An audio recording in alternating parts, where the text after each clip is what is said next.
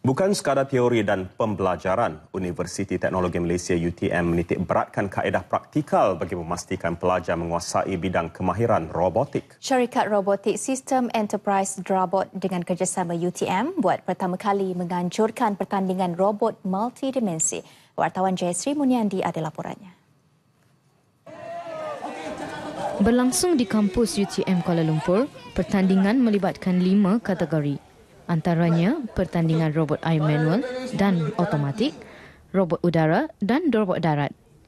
Menurut Ketua Pegawai Eksekutif Drabot, Dafizal Darwari, pertandingan ini merupakan titik tolak untuk membentuk generasi muda yang mempunyai pengetahuan untuk membangunkan teknologi robot.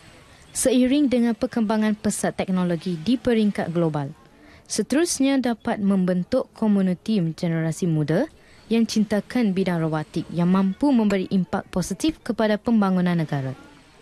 Cara kita nak kita punya social responsibility kita kena make sure anak didik kita, anak generasi akan datang tahu bahawa macam mana nak develop robot-robot tu. Sebab tu kita cuba masukkan elemen robot darat, robot air dengan robot udara kita selitkan juga. Peserta pertandingan bukan sahaja pelajar UTM, malah pelajar sekolah yang mengikuti satu program khas iaitu Drabot Summer School.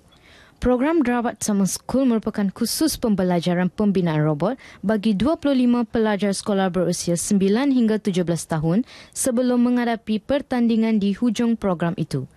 Program itu telah bermula pada 28 November lalu dan berlangsung selama 5 minggu bagi mempelajari pelbagai strategi untuk mereka bentuk dan membina robot yang hebat bagi menandingi pihak lawan. Mentor yang juga pelajar bidang robotik dari universiti itu akan memberi latihan kepada mereka untuk memasang bahagian-bahagian robot. Kami start daripada 5 minggu, kita belajar daripada basic sampai dia boleh buat. Pada minggu terakhir, kami akan masukkan semua sekali apa yang mereka belajar dan untuk gabungkan bagi boleh jadi satu robotik yang berfungsi.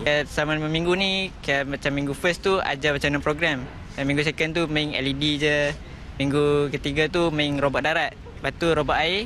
Minggu kelima ni robot udara dan persiapan untuk pertandingan. Majlis penutupan pertandingan robot multidimensi disempurnakan oleh Pemangku Pengarah Kampus UTM Kuala Lumpur Profesor Dr. Samsul Sahibuddin. Pertandingan robot multidimensi robot bertujuan memberi pendedahan dan kesedaran serta membentuk komuniti baru generasi muda mengenai kemahiran dan kepentingan teknologi robot. Jayasri Muniandi melaporkan untuk Berita TV RTM.